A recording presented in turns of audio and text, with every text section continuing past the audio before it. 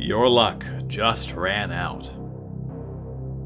On this episode of The Devil's Workshop, it's Mark Jones's Leprechaun.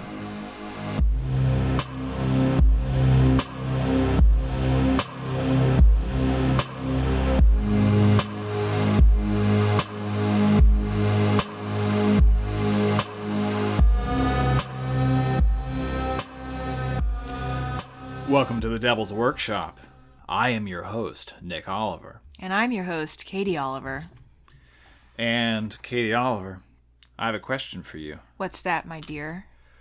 So, last episode, we discussed Night of the Creeps. We did. And at the end of that, I said that you were going to do everything you could to elevate anything that we talked about, any material. And I said I would try and make anything that we talked about get out of its own way. Yeah, a better version of itself. Yeah. But fundamentally the same thing. Yes. This, I think, is a reflection of our varying education levels, the difference in our background. You having that fancy doctorate. And me having that lowly MFA. It's disgusting. How embarrassing. Yeah. I think... Well... There's something about that that's ascribable to taste also, I think. Perhaps. That's kind of you. However, what I wasn't thinking about when I said that was that our next movie was Leprechaun. Our next movie was Leprechaun, and it still is. And it still is. I don't mean to lead you astray, fair listener. There's that doctor versus MFA. You're correcting my tenses. No, I don't know about that. No, well, you know, only uneducated swine speak in the past perfect. I'm just kidding. I'm not like that. But oh, but he's nerfic. Yeah, but I think we did kind of set ourselves up for a fun, I don't know, challenge when we said, you know, you're gonna keep the bone, you're gonna keep those good bones, and I'm gonna elevate those bones, you know, because we watched Leprechaun. Right, your bones are gonna rise again. That remains to be seen.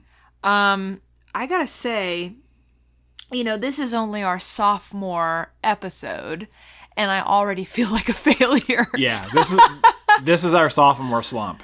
Oh my God. The rumors are true. Right. So, well, so you and I, a little bit of a peek into how the sausage is made for our listening audience. Yes. Which is to say, your mother.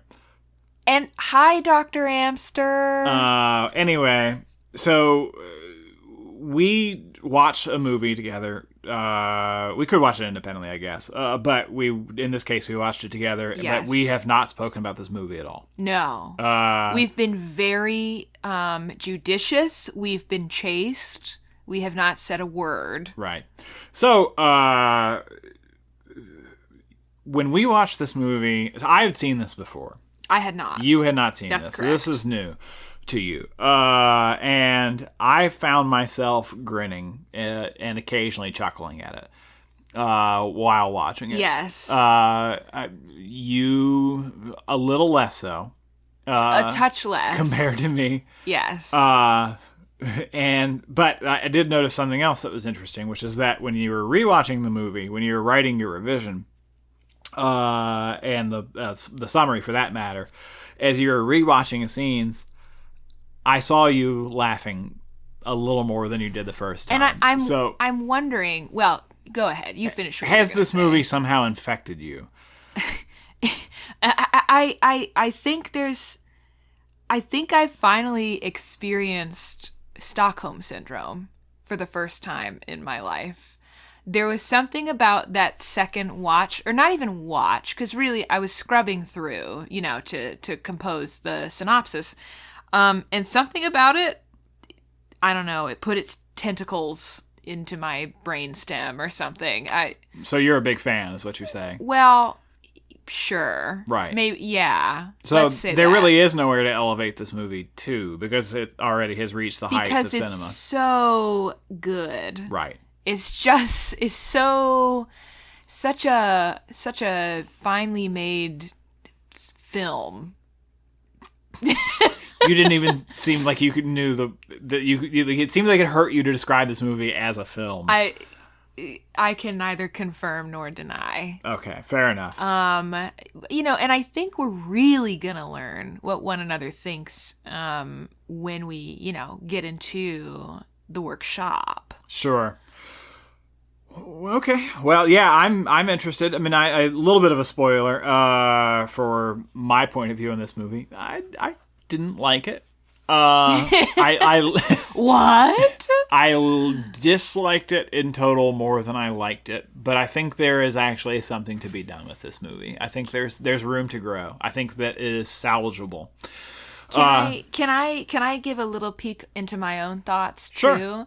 Okay, so I think we're going to talk about this in much greater detail, but I singled out this comment from my mid-watch notes, and it says, "Perhaps there's something admirable in the gonzo, dumbass tone of this movie. It's just that I hate it." So we'll see if that ended up being true for me right now.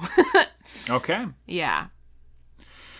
All right. Well, I do think it warrants mentioning that this movie stars a pre-famed Jennifer Aniston. Yes. If you didn't know. For all those Aniston heads out there. For all the Janistophiles. Sorry, that doesn't sound right. I didn't mean it like that. Okay, that's for the best. Yeah. And also, of course, the incomparable Warwick Davis. Is it Warwick or Warwick? Warwick. Warwick. Okay. Yeah. Yeah. I always second guess myself. Yeah, it's Warwick. Lead of one of my favorite childhood movies, yes, Willow. Yes. Another shockingly dark movie? Anyway. Mm-hmm. Anyway, yeah. But we are not here to talk about Willow. No, or Jennifer Aniston specifically. We're not going to be talking about Friends today, because I haven't really watched it that much. Me neither. I wish we were talking about Willow instead of Leprechaun.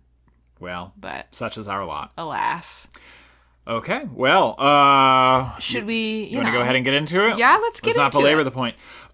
So a bit of a note for the listening audience, if anybody wants to watch this, you can find it on Peacock. Apparently it's on Pluto TV and Roku. If you have either of those things, you can try that out. All right, let's get into it. Let's get into it.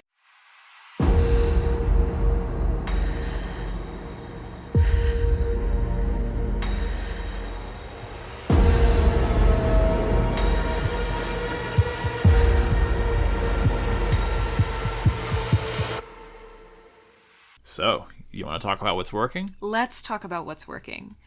I don't think it's going to take us that long. Okay. I might have more to say on this matter than you. Okay, no, that's good. That's good. So I think we have to address it immediately. This is Warwick Davis's movie. Yeah. And no one else's. Yeah. Oh, for sure. He's wonderful here in, what I feel must be kind of a thankless production. Yeah. I mean, I think that he's pretty good. I think, so you might actually be liking him a little more than I do, but I do like him in it. So, I just think he's very charming. Yeah, he is in general. He is one of those actors who does bring a lot of personality to whatever roles he plays. But the immediate comparisons for me are Robert Englund, who plays Freddy. Yes. And Brad Dourif, who, as a voice role, plays Chucky. Mm-hmm. For a few reasons, do I make these comparisons. For one, this movie clearly takes quite a lot from A Nightmare on Elm Street, which really kind of set the tone for quite a lot of the horror comedies that came after. It's largely in that vein. Brad Dourif, too, with Chucky, given that you have a smaller threat, literally a small threat in this movie. Yes. That with a big attitude. Yeah. That seems to be a pretty big influence on this movie as well. I think he's probably not quite on that level for me. He brings quite a lot of personality. Not quite enough malevolence. Yeah, I think his performance leans more towards like there's a certain whimsicality to the way he moves. Oh, sure. And he looks like he's having the time of his life. But as I said, I don't think he's quite on the level of those others, but he does help to make up for it with enthusiasm. Yes. The Leprechaun is quite jaunty through this movie. He's constantly talking and having a ball. He is live, laugh, loving his way through being a slasher antagonist. Yeah. But I that's it. I really agree with you that this kind of smacks of like not A Nightmare on Elm Street, but like the sequels or like any potentially of the Child's Play franchise. Right. More of the later movies that are much sillier than the original movie Nightmare on Elm Street, which is much more played straight. With it's some much comedy bleaker. much bleaker. Yeah. But, I think if you were to take Warwick Davis out and replace him with someone who is not quite so charismatic, this, to me, I'm like, what do you have at that point? Yeah, you probably have virtually nothing. Virtually nothing. Yeah.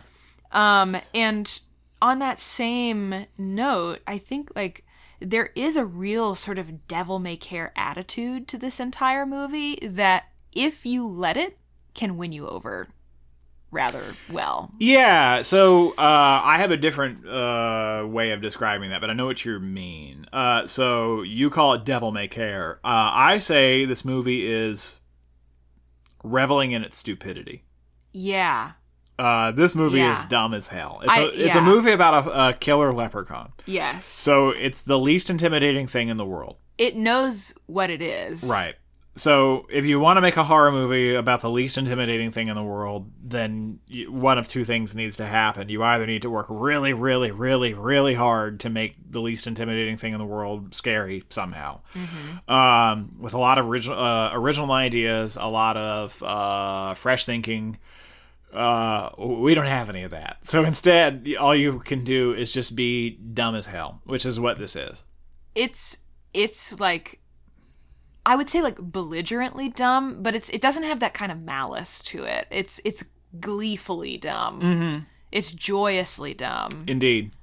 And I think that both helps and hurts this movie. Sure.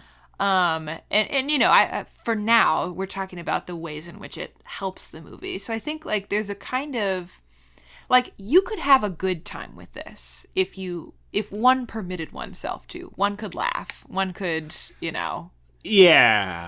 Yeah, this is a movie that you could be in the mood for, I guess. Yeah. Yeah, right. Yeah. Sure. Yeah. Like if you went into it with the right attitude. If you went into it deciding that you were going to laugh at it, you could laugh at it. If you had a schnapps in your hand and maybe a schnapps in your other hand, right, you could enjoy yourself. Yeah, it's Christmas Eve night. You've got a spiked eggnog in the one hand and a peppermint schnapps in the other. And maybe like a hot buttered rum balanced on your head. Sure. And yeah, you poured it into your beer hat. You're drinking out of it. Your koozie hat. You're right. Yeah, and maybe you're eating like a big piece of pizza. You've got a plate filled with nachos, and you're gonna watch Leprechaun. And you just got home from... It's hugely seasonally inappropriate. You just got home from the dentist. You're kind of high on, like, laughing gas, and all you can eat for the next 2.5 hours is a big McDonald's milkshake. Mm-hmm. That's, I think, the ideal viewing conditions. A Shamrock Shake? Oh, my God. That wasn't intentional, but I set you up for that so good. Thank you for that. You're welcome. We're talking about this in kind of funny terms. Like you could have a good time with this movie. You could be in the mood to watch this movie. Right. And that conditional language is very intentional. Sure. But we'll get there when we get there. There is a kind of... there's a campiness to this movie. There's a carnival-esque quality that... it's silly, but it's also surprisingly violent in places. And I don't know that the movie's tone totally works for me, but I appreciate what it's going for. That sort of lurid, over the top, clownish kind of a, I see the vision, I think. Right. So what works is what it's trying to do rather than what it does. I respect that. I hesitate to say effort, but yeah, well, I mean, I think people probably worked pretty hard on it. No, that's true. You're right. I'm not giving it its due. Warwick Davis sure did. Yes. Oh my gosh. He is giving it everything he's got. Yeah. And that's something to be thankful for. Which, again, I mean, we're sort of cycling back to his performance, but so many people would be so embarrassed to be in this role. So I really appreciate that he's not. He's a killer leprechaun. He would have really good reason to be embarrassed by it, but he goes into it with gusto. Yeah. There's a certain... There's a vigor in the performance. Which, what I... Related to that, one thing that I really appreciate about this movie is that the villain kind of is the lead character, which is true of the later Nightmare on Elm Street movies. Yeah. But not the earlier ones. So, I mean, the movie is called Leprechaun.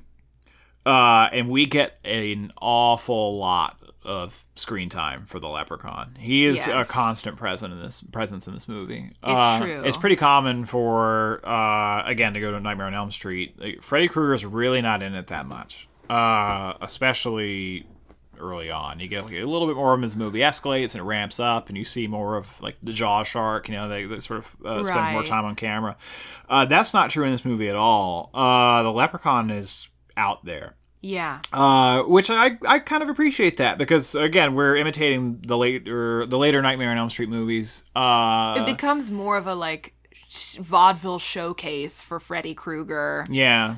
Or pick your right. horror but comedy villain. Those movies aren't called Freddy. Right. They're not called Jason. They're called something else, and they star other lead characters. And as they move along, it becomes Freddy's Dead, the Final Nightmare. Yeah. It becomes Jason X, Jason Takes Manhattan, that kind of stuff. Sure. Like the villain becomes more prominent, whereas this movie sort of starts in a place that a lot of series would evolve to. Yeah.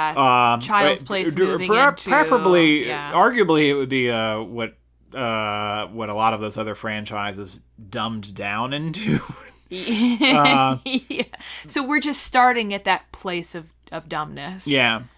That's pretty much exactly what I mean. Yeah. Which I appreciate that. That makes sense if you're going to actually have the Leprechaun running around all the time, but you do. So I think that's to its credit.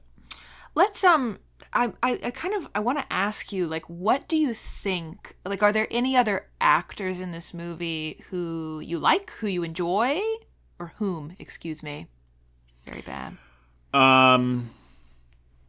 Well, I feel like the answer I should give, like the answer that anybody would expect, would be Jennifer Aniston. Like, you watch this and you'd be like, oh yeah, Jennifer Aniston. She's gonna go places. She's gonna have a big career ahead of her.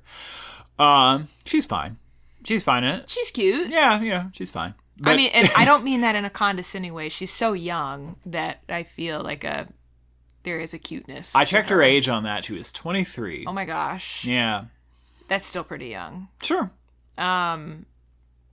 Yeah. But otherwise, I mean, no, not really. No. I kind of, I'll say, and I think I accidentally saw one of your notes. So I suspect that you don't agree with this. She's been peeking. No, it was an accident. I was picking something up off the printer and my eyeballs just fell upon it. But I kind of liked Mark Holton, who plays Ozzy. I like that actor. Like, he's also in Pee-wee's Big Adventure, playing Francis. Teen Wolf. He was John Wayne Gacy in Gacy. Not that I haven't seen. Oh, really? That. Yeah, I didn't know that. Yeah. Anyway, I think he adds a surprising amount of tenderness to a role that could have been perhaps / is horrible, and kind of rather distasteful otherwise. But I think like that actor has a kind of a sensitivity to him that I was like, what are you doing here in Leprechaun of all places? But so we'll have to see if you at all share that feeling with me. Yeah, we'll see. We'll see. We'll get to it We'll see. when we get to another section. The what isn't working at a section. later time in the podcast. Yeah. I think I'm ashamed to say it, but that's like kind of all the good stuff. Really? Yeah. Oh my goodness. Yeah. I have quite a lot more than to say regale me about what's working about this movie. Tell me. I like a lot of structural things about this movie, actually. So one thing that I noticed, so the opening sequence, I really like. There are things that would change about it, but I think it's really very efficient, which is something I like about it, because in the opening sequence, we get introduced to the Leprechaun. Here's what he wants. Here's what the Leprechaun does. Here's what he's vulnerable to. So really front-loading that information is interesting and unusual for this kind of movie, because most movies are going to go along and there'll be a lot of suspense, and here's this burgeoning mystery. Who really killed Susan? Was it her boyfriend? I heard it was a monster in the woods. Something, I don't know. Of course, we the audience know, because we're going to see a movie called Leprechaun or whatever it would be. And then eventually the characters figure out how to hurt it. They try it. It seems like it doesn't work, but then eventually they do. They triumph and they overcome all this shit. Opening sequence, you just get all that right away. Boom, it's a leprechaun. Here's how you kill it. Here's what happens. Oh my God, do you know what that's like? What? This is going to make you laugh. The opening sequence to The Fellowship of the Ring. Okay. Okay, sure. When Isildur is facing off against Sauron. Sure. Okay. Two equally good movies, I would say. Sure. Yeah. Yeah. Sorry. Had to slip in a reference to my other favorite movie. Yeah, I mean there are probably other movies that set up the premise or the rules pretty quickly too, but yeah, nevertheless it is an unusual arrangement. Yeah, I can see how it kind of sets the tone. Or the parameters for the film. Yeah. Well, a movie like this depends on rules. Horror movies depend on rules. Yes. Particularly when you have a threat that is supernatural. You want to give your characters, you want to root for them. You want to understand if they can get out of it and what they need to do to make that happen. So with Nightmare on Elm Street, he's in your dreams. If he kills you in your dreams, then you die in real life. But if you manage to wake yourself up, or somebody wakes you up while you're in the dream state, you can pull him out of it, and he's vulnerable. He's a human. Yeah. Right. So you get that. You understand that, and then that's how the movie operates. Those are the system around which the movie organizes itself. So that being the case, I appreciate that everything is laid out in such a way that you have the ability to root for your ostensible lead characters, which I guess I've just spent a long time saying the lead character is the Leprechaun, but nevertheless. Yeah, it sets the boundaries for the movie and kind of it gives you all the playing pieces, I guess. Sure, I can appreciate that. Sure. From a distance. I really like... Oh gosh, there are a handful of things here. I like the sequence with the police officer. Okay, yeah, sure. Again, it's not perfect. There are things I would change about it. But you do get to see the malevolence of the leprechaun on display in a way that it doesn't usually come out in the movie. Usually, he's just sort of ducking in and out of cabinets in small spaces. So I want the leprechaun to be a little bit more evil than he is. And This is among his more evil moments, because he's taunting this poor cop. I think what I like about it, so in the summary kind of glosses over this, so I do think we need to make sure that it's understood to the listening audience. But the leprechaun kills the pawn shop owner. And he doesn't just steal a miniature car. There's a toy car. Yes. It's a child's Barbie car or something. Yeah. That he's just driving along, right? And the cop pulls him over because he's going so damn fast in his Barbie car. And the leprechaun tears at his face some, but then they have a little bit of a chase sequence. So the cop runs into the woods, and the leprechaun is darting in and out, like jumping from behind bushes, and he jumps out, blah, I'm the leprechaun, and then runs away, right? And the leprechaun is taunting him and circling him, and he does something I think that really makes the whole thing happen for me. So he gets closer to the cop, and the cop's like, oh, God, what do I do? Because the leprechaun's stolen his gun at this point. I guess we should mention that. The cop has been disarmed. And right as it seems like the leprechaun is about to get him, he's closing in, he's closer, and then he just turns around and runs away. The leprechaun darts the opposite direction. It's like, ha ha ha, leprechaun, fuck yeah.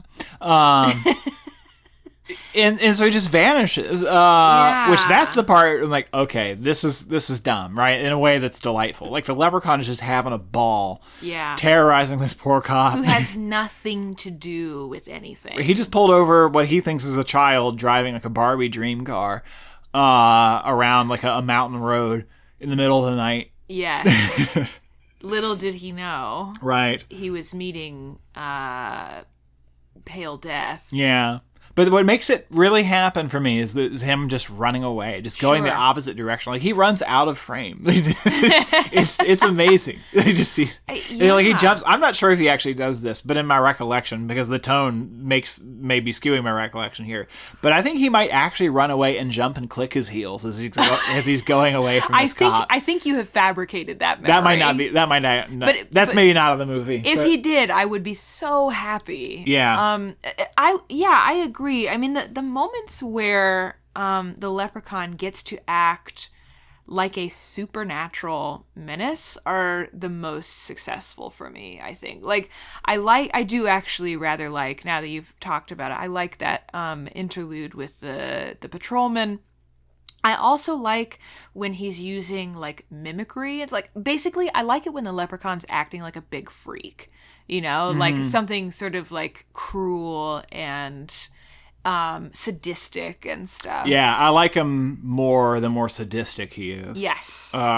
He's too light and jaunty. Yeah. I like the light and jaunty a lot. So there's a lot of sequences in this movie where he'll run off, where he'll be darting away from shotgun blast or something. And he's laughing and giggling and saying, ha ha ha, leprechaun, or whatever. I'm a leprechaun. Yeah, he literally does say that at one point. And says something to that effect quite often. But like his tone is okay. The leprechaun is really happy to be a leprechaun. Oh yeah. He loves being a leprechaun. His lot in life is a good one. Yeah, so he'll dart around a corner and he's like, leprechaun, fuck yeah. Like which that's great, and that does a lot, but it's not enough. Like I need some malevolence from this guy. I need him to be crueler than he is. Yeah. And so that is where the movie succeeds. The pawn shop scene I like pretty well too, for the same reason. That scene is much more brief.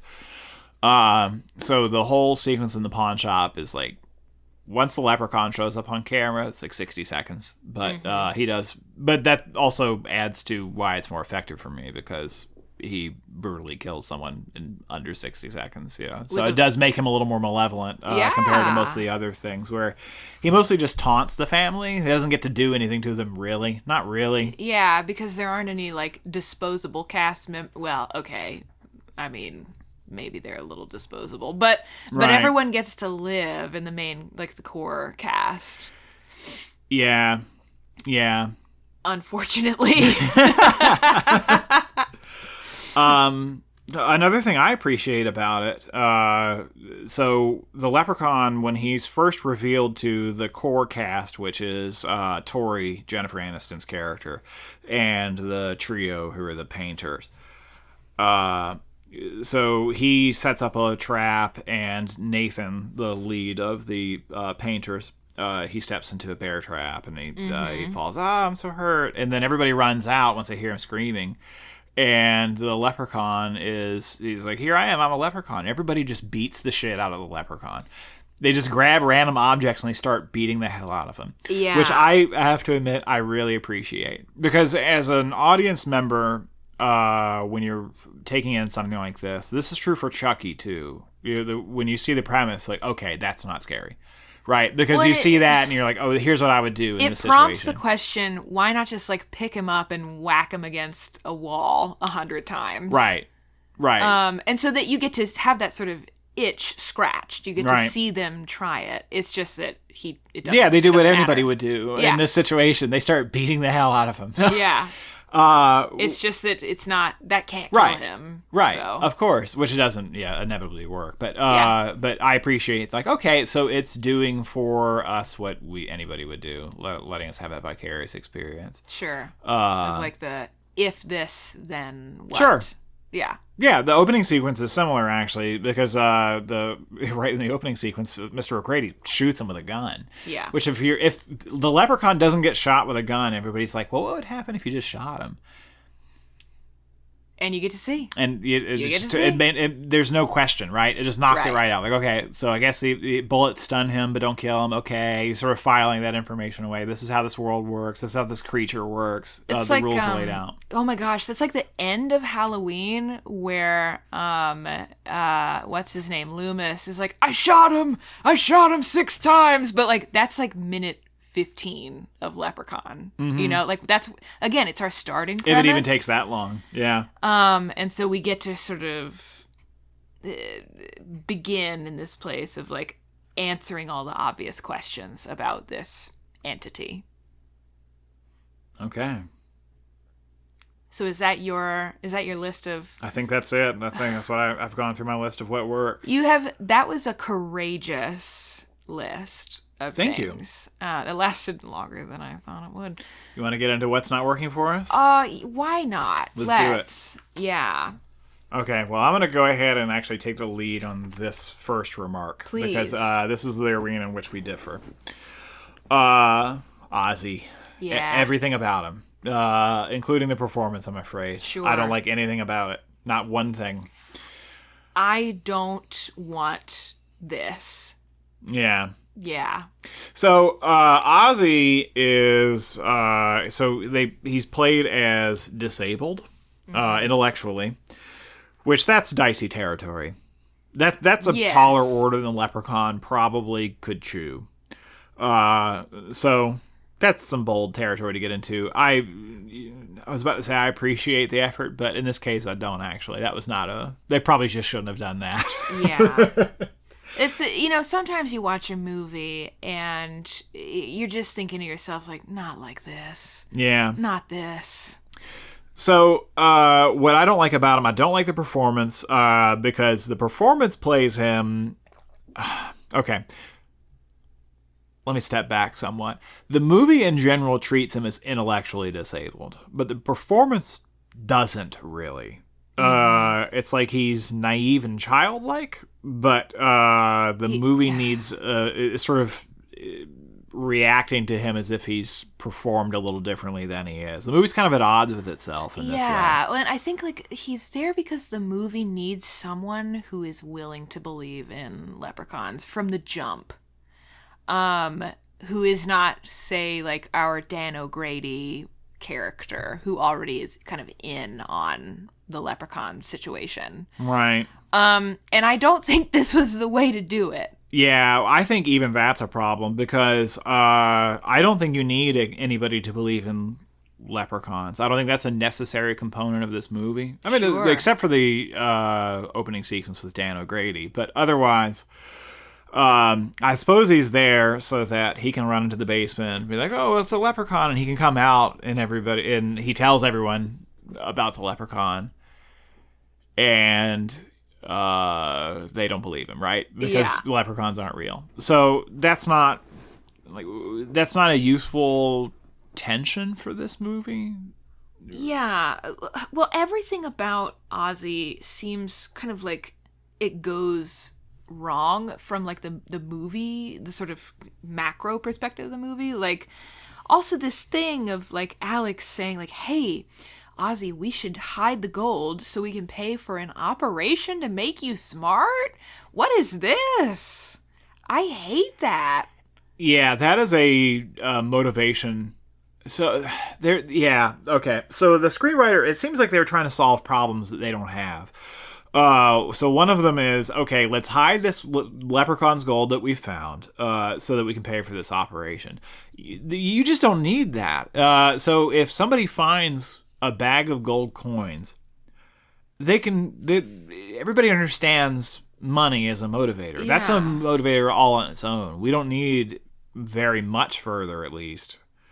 You can have it. But there's already the suggestion that Nate and Alex, the two brothers, are kind of on their own. Mm-hmm. Like they're kind of making it work for themselves. So Sure. it's like they're poor. Boom. Right. That's it. That's all you need. Anybody. You don't even have to be. You don't even have to be poor, Sure. really. Yeah. And you can give greater motivation than that. But like the notion that the young kid is going to say that to the older adult but disabled man that he's going to get his brain fixed, like, why are you even promising that? Well, especially because the payoff for that at the end of the movie is like, well, Ozzy, I guess you're just stupid forever. Right. That's where the movie ends up with him. What the hell are you talking about? I know.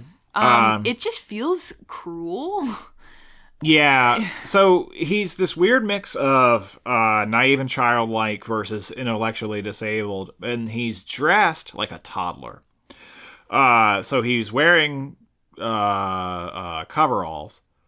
I guess they're not coveralls. They're what do you call the painter's whites or whatever? They're not painter's whites. Are they not? It's the jean thing that you pull up over that little kids wear. Oh, like overalls? Oh, they're overall. Yeah, I guess they're just overalls. Oh, okay, right. Yeah, sorry. Yeah, coveralls are something of a different thing, but yeah. Right. So they couldn't get painters coveralls, I guess, because they didn't have it in the budget for this movie. So they have him wearing overalls instead.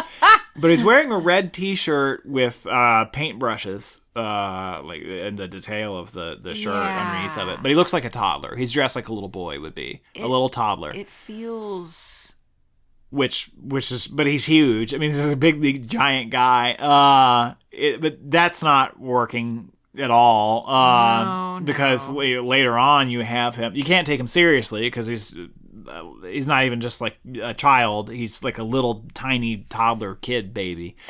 God. But then later on in the movie, at the very end, the leprechaun starts. I mean, I hate this character, right? I don't enjoy any moment that he's on screen. I find him irritating. And yet, still, when the leprechaun is wailing on him at the end of the movie is tearing his face to shreds, it's awful to watch. Like, it's not. There's no fun in it whatsoever. It's just horrible. Well, and like everyone is mean to this character. Yeah, that too.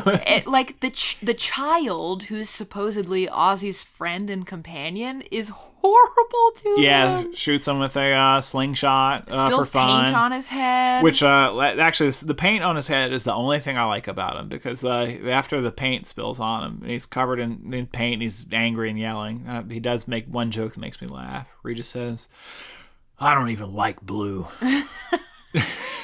Well, I'm glad that made me laugh. I'm glad that made you laugh. It did.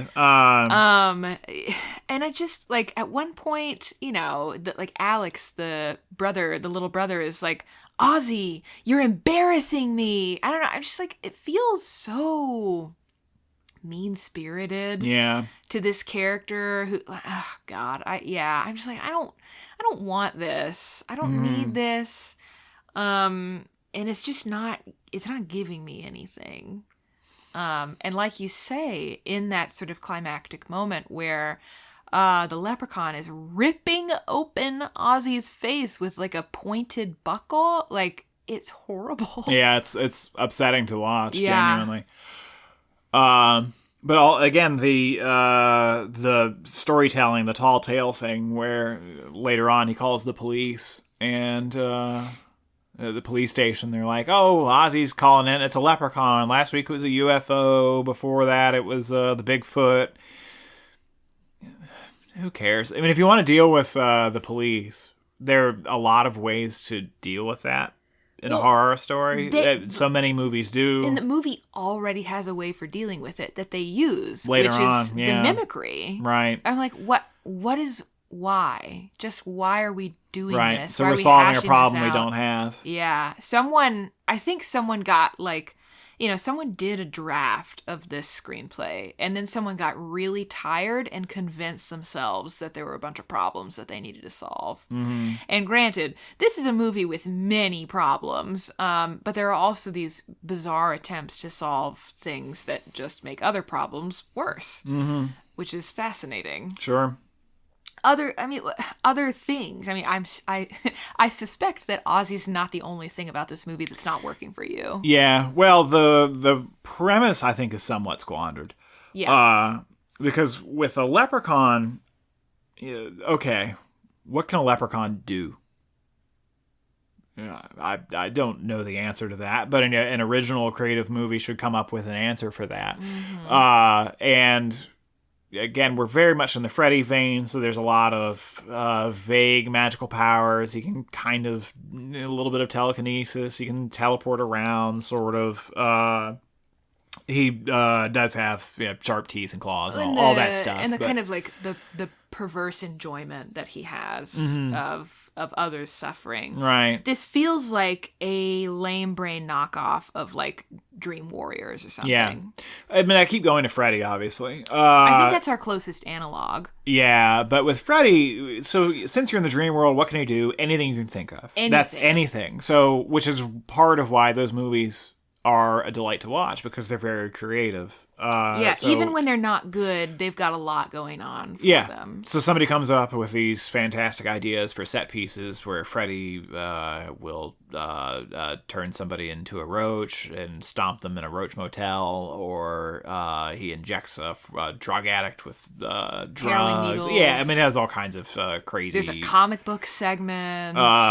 He puppeteers somebody by their own ligaments. All kinds of... Yeah, all kinds of goofy stuff that he Welcome does. to Prime Time, bitch. Of course. A classic. So with a leprechaun, say, okay, well, what can a leprechaun do? Imagine you're the screenwriter for this. You're sitting around, a leprechaun, what can he do? Oh, he's going to have teeth and claws. Okay, sure, yeah.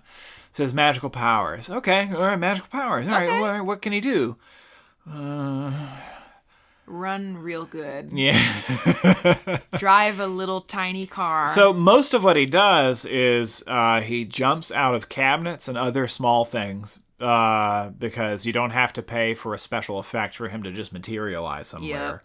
Yep. So instead, you can have your little person actor jump out of a refrigerator or jump out of a safe. Boo. So there should be more done with the premise. Something, preferably Agreed. something to do with it being a leprechaun. The more specific, the better. Well, and this movie really feels like it's running on fumes of creativity, because it's like we've got a handful of pieces. We've got the farmhouse. We've got like the main drag of town. We've got the antique shop. And guess what? You're going to be seeing those locations again and again. Oh, and again. That reminds me. Actually, one thing that I said, I neglected to include this in the what works for me. But when they first have a change of scene, I initially was like, oh no, I know what's going to happen with this movie. We're going to be stuck in this farmhouse this whole movie, and it's just going to be the leprechaun darting out of cabinets the whole time. Ugh. I really appreciated each change of scene when they happened. I don't know, because I felt like we never got to go anywhere like fun, or if we did go somewhere fun, we were there for 2 seconds. I don't know. Like, I think I could have appreciated a version of this movie that's like a siege movie, where they have to hole up in this dilapidated farmhouse and figure some shit out. It's not that, though. I feel when I watch this movie, I feel like I'm in purgatory. Like I can't escape from anywhere in particular. Sure. Because if I escape from it, I'm just going to go back to like the other set. That's funny. That I'm also sick of. I actually differed with you on this one, because one of the little brief escapes that we have from the farmhouse is when they go to the nursing home. Mm-hmm. I actually wanted to ramp that up faster because I thought it killed the pacing. That's so funny. Yeah. Yeah, I don't even know what I want from I don't know where I want to be. in this movie because I'm so constantly bored by it. And maybe that, maybe if like cooler things were happening, like you're saying, with like cooler effects or cooler magic stuff, maybe I would feel differently. Well, I know what I want it to do, at least. I want it to be dumber. Sure. I want it to be more violent. Yeah. I basically want the movie to be pushed further in the same direction it's taking these sort of tepid steps toward. Yeah. I mean, if I were to really sum up what I want this movie to be, it's dumber and more violent. Sure. Yeah. Well, I was going to say, and I'm curious to see if you agree with me, this, to me, feels like a movie for no one. It is so goofy at times that it feels like something that would be like a fun, like, kiddie or tween, like, slumber party movie, and yet other parts of it are violent enough that I'm like, I don't know. Like, say that scene with the buckle and Ozzy's face. Like, would a kid enjoy watching that? Yeah, that's for nobody. It's for nobody.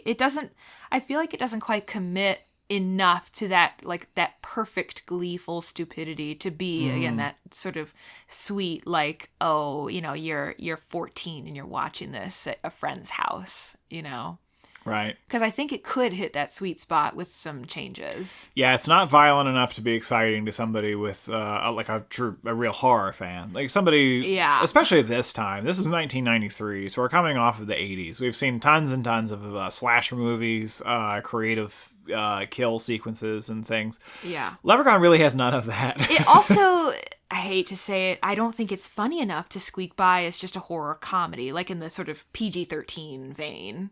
Yeah, there's not really jokes in this movie. Like, this is not, like, a movie that to me does this really successfully is something like Creepshow, where it's got that sort of, like, I don't give a care, like, I'm gross, I'm irreverent, and I'm having fun. And you can rent me from a Blockbuster and you can watch me with your friends for your 13th birthday, like that is kind of a sweet spot for me. And this ain't that. I don't know. So yeah, movie for no one. I don't know. Sure. I have a few, plotting things. Yeah, please tell me. Well, the 4-leaf clover. I don't like anything about it. Me neither. So in the first opening sequence of the movie, Dan O'Grady just has a 4-leaf clover in his drawer. 'Cause Irish. Leaning into an ugly Irish stereotype. Yeah, he's like drinking a bottle of Jameson. He's got, his, I don't know, weird little pistol. Mm-hmm. His Mars ashes. And like a 4-leaf clover. And I'm like, that feels wrong somehow. So he happens to have one that he keeps in his drawer. And later on, at the end of the movie, they just happen to find one in a clover patch. Because the Irish family had a clover patch on their house. Yeah. I don't know. Yeah, I mean, if you've ever gone looking for a 4-leaf clover, and I have as a kid, you hunt for it. Like, it takes forever to do, and then you don't get one. And at the end of the movie, they're like, you just gotta look, you just gotta believe. And like, oh, I found one, great. It was in my hand already. That's never gonna be satisfying. No. No. So the contrivance of them just happening to get one is not enough on its own. And it's like, I could be wrong. I am no expert in folklore of the British Isles or anything, but I'm like, it's bullshit, right? Like, that's not how you kill or menace, a fey creature, right? I mean, there are ways. Oh, I'm sure that's nonsense, but I mean, I'm fine with that, because I think probably to everybody, I mean, this is a problem for the movie, but everybody's association with the Leprechaun is, I mean, for some people it's Notre Dame, the Fighting Irish, but for almost everybody it's going to be Lucky Charms. Almost everybody, that's what they're going to think of. They should have made this, like, the one way you can kill a leprechaun is with snow globes, like something else from the Lucky Charms cereal, like with a blue moon, like something stupid as hell. It's been a while since I've had a bowl of Lucky Charms. I can't. The balloons in there. Yeah, with a red balloon. Yeah, so the four-leaf clover thing, I'm not sure if that's, I think that's just a general Irish thing, but I mean, whatever. I mean, you have these vague ideas of what's Irish, I don't know, haggis, which it's not, it's Scottish, but that's kind of the point, right? You just have these vague ideas that are sort of floating around. How do you kill a leprechaun? I don't know, four-leaf clover? Okay, let's go with it. That depresses me. I'm depressed thinking about the sort of like the who caresness of it all. Sure. This nothing seems to matter lore wise, like both in terms of like the sort of Irish lore around the leprechaun and like the fae creatures, but also like within the movie itself. Like, so like, okay, the leprechaun just kind of assumes that the first person he sees knows about his gold. You know what I'm saying? Like he could see 100 people and every person he'd be like, "Where's me gold?" And it's like, I don't know. Who are you? I'm sorry. I just learned leprechauns are real. What's going on? Where am I? Like, what, you know, it's just, and so for that reason, most of the victims he does actually get to kill in this movie because he's got to kill someone. It's a slasher movie. But most of those people are just like, huh? And then they die. Right. And that to me, like, really robs the movie of a lot of the feeling of purpose. You know what I'm saying? And it's like, characters are there who don't matter. Like for instance, the dad, JD. Yeah, he gets bitten by the leprechaun. He just leaves the movie entirely. 30 or something, and he's gone, and no one cares. He doesn't come back at the end. Everyone forgets that he ever lived. That's true. He has nothing to do with it. Yeah. I don't know. I'm just like, the whole movie has a feeling of like shocking arbitrariness to it. Yeah, he probably had a bigger role in an earlier draft of the script, I'm guessing, and he was just sort of vestigial. Yeah, like, I don't know, there was like a test screening, and they were like, the audience can't tell you apart from the other guy. Right. So you're out of here. I don't know. Sure. Actually, as far as character stuff goes, one of my big gripe with it is the relationship between Tori and Nathan. It never goes anywhere, and it doesn't add up to anything. And I hate it.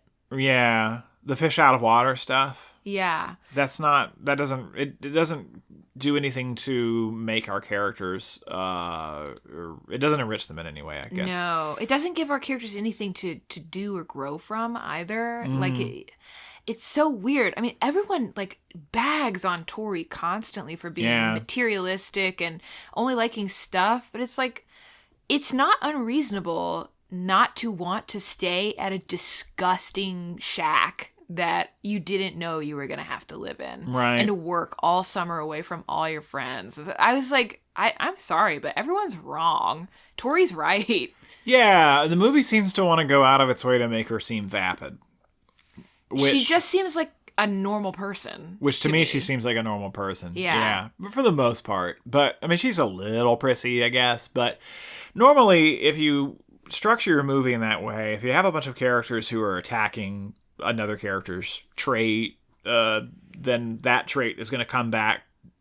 It's going to be relevant to the movie in some way later on. There'll be something. So in her case, you're thinking, okay, her fish out of water, her urban lifestyle, her hip, cool, chic, forward-thinking, LA, well, all that. Somehow that's going to be relevant. Like the key to defeating the leprechaun is going to be something that only she has.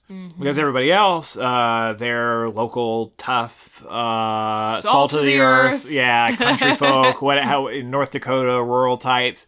God's own country. Yeah, something. They're going to be the ones who don't have the solution, right? Or they're going to teach her a lesson about like appreciating the simple life or something. Which also never happens. No. So the stuff where Nathan is kind of picking on her for a lot of the movie, for her point of view, it just kind of makes him seem mean Yeah, he seems like a jerk. He's just a bit of a jerk, yeah. Well, and so the scene where he's introduced, where Tori runs into him and he spills a bucket of paint thinner, she's like, "Oh my God," and she tries to give him money to pay for it, which I'm like, that's a polite thing to do. And he's like, "Ew, take your filthy city money out of here." Is that the tone he said it in? What happened to a good old-fashioned apology? And I'm like, get out of here, man. Yeah. And he sounds just like that, too. I'm just kidding. Right. That was my editorializing. Mm-hmm. But, yeah, they're like, what is it with these people? I hate them. Yeah. I mean, I just kept expecting that to go somewhere. And the relationship is already kind of weirdly out of balance anyway, because so the lead, again, that's ostensibly Jennifer Aniston. Really, it's Warwick Davis as the Leprechaun, but yeah, the ostensible lead. Yeah. I mean, if you pretend this movie is any other movie, then your lead character is Jennifer Aniston. And this guy shows up, and he's just kind of like a regular looking guy. He which is not like a bad looking guy or anything. He just looks like a guy. He looks like a dollar store Kevin Bacon. Right. And she's Jennifer Aniston, right? So what the movie wants us to think is that she wants to stick around because he's so hunky. Yeah. But she's Jennifer Aniston and he's some guy. He's a man with biceps. Right. So you're having a difficult time accepting this anyway, just taking it in. And then he just spends the whole time just being rude to her. For no real reason. And if he had, like, that Kevin Bacon charisma or something, that would be one thing. But I'm convinced that this man has to consciously remember to act as he is acting. I'm sorry to this man. I'm sure he's a lovely guy. I don't mind the performance necessarily, but... okay, I have a moment that I'm thinking about, but we can get to that later. Oh, yeah? Yeah. Yeah. Oh, should I just say it now? What? Where? So after his leg is caught in the bear trap and they're like trying to get to the car, he like every other step, it's like he alternates between remembering that his leg hurts and forgetting that his leg hurts. So he'll take a step and be like, ooh, and then he takes a step. And then he takes another step and he's like, ooh, this sure hurts really bad. Ooh. And then he like walks 5 more steps and he's fine. I was watching this man forget on like live that he had. Yeah. It was funny. Hilarious to me. That's amusing. Yeah. You should go back and watch that scene just because it's funny. It's yeah. Anyway. Where are we going? I got lost. Oh, well, I'm running out of some of the more minor critiques. I think that there's a lot of stuff that I'm going to get into with the revision. I did want to say one thing that really did get on my nerves, the souped-up go-kart. Yeah. That is like, when did the Leprechaun have the opportunity to go into the barn and build some kind of a go-kart with a pitchfork on the end of it? When did he have time to do a lot of things? When did he learn how to do that? That's what I want to know. Yeah, that's true. I will say, the kind of stupidity that this movie has on display, the fact of the characters fleeing the scene of the farmhouse and going to other locations on vehicle, like auto, and then the Leprechaun chasing after them with new creative ways to get himself there. The toy car, the roller skates. That stuff. The tricycle. Thank you. I couldn't remember. Amazing. I was there for that. I Again, guess completely stupid. My question was why? Just going down the road on his tricycle, Leprechaun. Fuck yeah. I love being a leprechaun. Yeah. Oh yeah. I have a question. Okay. And really think about it, okay? All right. How old is anyone? Yeah, okay. So well, the Leprechaun actually says how old he is. No, I'm not talking about I know, him. But I'm just saying, technically, at least one character answers that question. Sure. She's college age, right? I don't know. What, Is she? isn't she? She never says. Yeah. I thought she was in high school. But then the guy, Nathan, whatever his name is, I'm like, that he looks 30. Right. But they're obviously put together as though they are of dateable ages. How old are they? Yeah, sure. That helps. I mean, if you contextualize people in jobs, the place in their life, if there's something. I mean, in Jennifer Aniston's case, Tori's case, I should call her by her character's name. So the fact that she's moving out there with her father usually would imply Younger, right? Yeah. But if she's but like, Jennifer Aniston's 23, so you read her as being a little older. well, and she's like, But it's ambiguous. I'm gonna get a hotel room. I'm like, you can't do that. You're 18, Right. You know, like you can't rent a car. Yeah. You probably can't drive. I mean, she can drive, Yeah. but like I was so like I was weirdly fixated on this for the movie. 'Cause I was No, like, it's a good note. I don't know how to read these characters, and like is Nate like an adult man with a kid brother? Because like if you squint, he could be Alex's father, Sure. potentially. I don't know, Yeah, but sure. I'm like, what are the arrangements here on screen? You know what I'm saying? We haven't talked about Alex at all. Yeah. I'm so neutral on Alex. At first, I thought he was charming, but then he kept being really mean to Ozzy, and I tired of him. He's very post Macaulay Culkin. You know, Yes. they're trying to make him the Yes. precocious Home Alone style kid, but he doesn't have enough to do. Yeah. So he's the one who kills the leprechaun in the end, which is a little unsatisfying because he's generally irrelevant to the story before that. Yeah.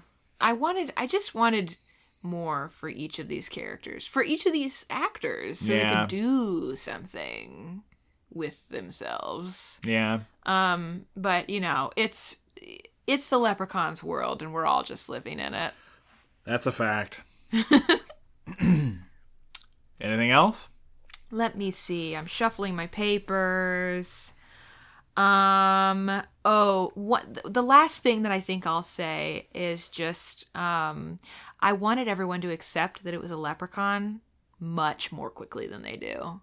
Much, much more quickly. Sure. Like, I want them to see a small man dressed in green and be like, okay, I guess leprechauns are real. Yeah. Because it feels like a lot of time is wasted on being like, Ozzy, you idiot. That's not a leprechaun. That's just a very small man dressed in green talking about gold. Right. Also, this is not a critique, but something that made me go, huh? There's a section of the music that sounds exactly like it was lifted out of an episode of Scooby-Doo. Like, What's New, Scooby-Doo? Didn't catch that. Yeah, it's very strange. Anyway, that's it for me, I think. Yeah, I hear you on the acceptance of the leprechaun thing. So what they're going for is dramatic irony, because of course we, the audience, know that he's a leprechaun, and the characters don't, or all the characters don't except for Ozzy. But for us, like, who cares? Like, it doesn't really matter that much. What is the purpose of this coquettishness? Yeah. And yeah, I don't know. I just I don't care. Yeah. Just let me see him driving around in a small car. Yeah, I don't know. But I feel like we've talked, we've talked turkey, right? Yeah. Sorry, that's the wrong holiday. Of course. You ready to get into the revision? I think we should. Okay. Well, if we're ready to get into it, then I'm going to go have some corned beef and cabbage and read this book of poetry by W.B. Yeats, and then I'll be back with my revision. Okay. I've got to go mend a high-heeled boot, and then I'll be back with my revision.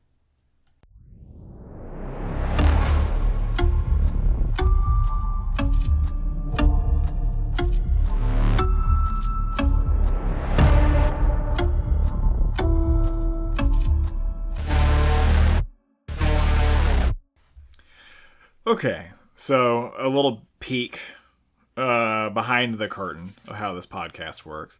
So normally we take the summary that we've written and we go through and we edit it paragraph by paragraph.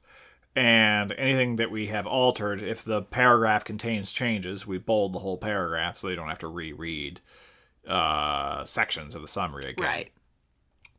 Well, in this case, every paragraph has been bolded. Yes. And I see that you have left everything bolded. Mm-hmm. I decided, if everything's bolded, nothing's bolded. So, Right. That's just a difference in ideology, I suppose. I see.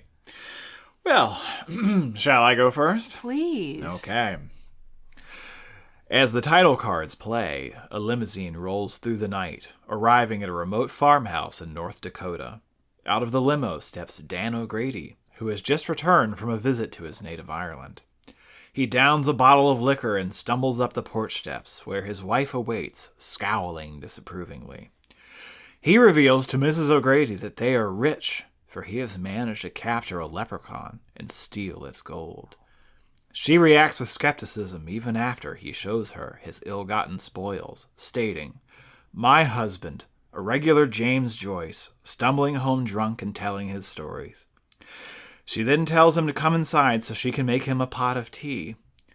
Mr. O'Grady, however, walks off to hide the gold somewhere on his property. While brewing tea and singing Danny Boy, Mrs. O'Grady reaches into a basket of potatoes and removes a hidden bottle of whiskey, pouring a little into her own teacup, then quickly hides the bottle again. Some more of those ugly Irish stereotypes. Yeah, lean in. Yeah, I'm making this movie. Remember, I wanted this movie to be dumber. Yeah. As Mrs. O'Grady prepares the tea, she hears the sound of a child's voice harmonizing with her from her husband's suitcase. After she stops singing from the surprise, the voice begs to be freed. When Mrs. O'Grady opens the suitcase, out jumps the malevolent leprechaun. In her shock, Mrs. O'Grady falls down the basement stairs and breaks her neck, dying instantly. The leprechaun remarks, "How unlucky," then heads off to search the house.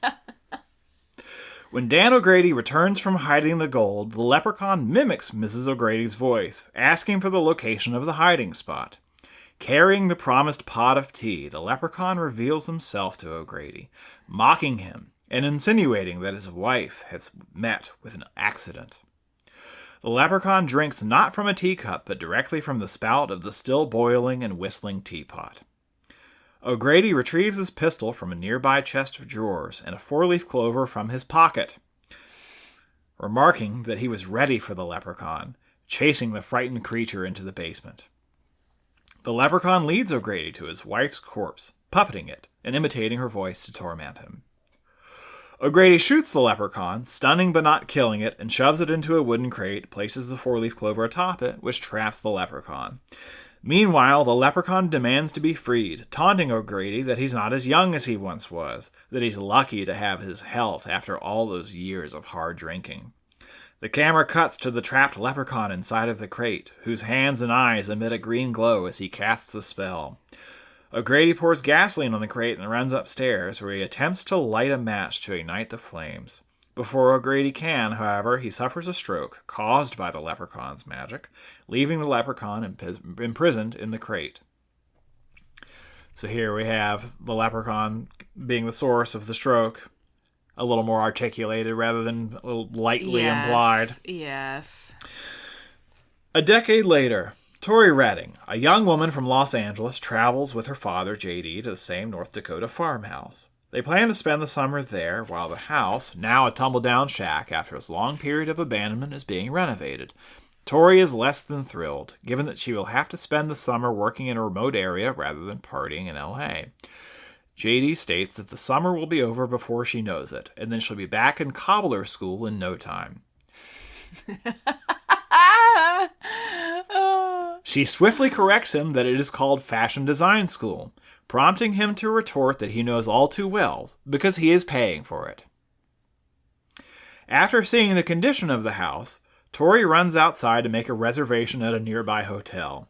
She collides with Nathan, a local painter, spilling his bucket of paint thinner in the process. She offers to pay him back, but he is uninterested and teases her for using money instead of apologizing. After some antagonistic flirting, Tori decides to stay and assist with her renovations so that she can linger with her new crush. We meet Nathan's younger brother, Alex, a mischievous but unusually down-to-earth and businesslike child, and their slow and quiet oldest brother, Ozzy. Ozzy is dressed in painter's coveralls and not like a toddler. Alex picks on Ozzy by firing a slingshot at him, but a stern verbal rebuke from Ozzy shows who is at the top of the pecking order. The gang begins working on the house. Tori heads down to the basement to apologize to Nathan, but she spills drinks on the crate. As they begin to open the crate, Nathan mentions that this home belonged to the O'Grady family, but that they've had terrible luck in selling it, almost like the place was cursed. But before they are able to finish their task, they are interrupted by Ozzy screaming.